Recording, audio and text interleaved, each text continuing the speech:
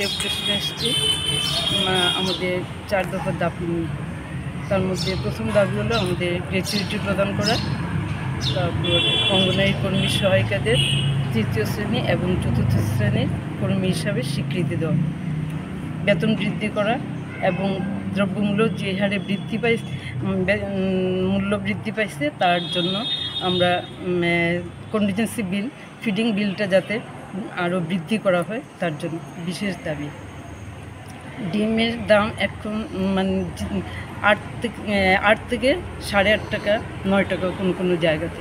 তার জন্য আমরা দাবি রাখছি যে ডিমের দাম যেন দপ্তর আরও বাড়িয়ে দেন। আমাদের যেই মূল্য দেওয়া হয় তার অনেক টাকা ঘাটতি দিতে হয় কর্মী সহায়িকাদের। তো এটা যেন বৃদ্ধি করা হয়।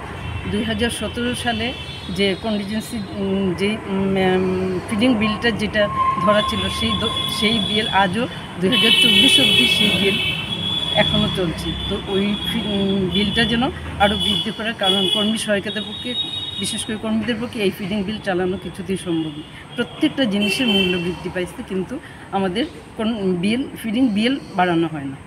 তার দিকে বিশেষভাবে নজর দেওয়া যায়। তাছাড়া গুজরাট রাজ্যের কর্মী সহায়িকাদের 3য় এবং 4র্থ শ্রেণীর কর্মী হিসাবে স্বীকৃতি দেওয়ার জন্য কোর্ট রায় দিয়েছে।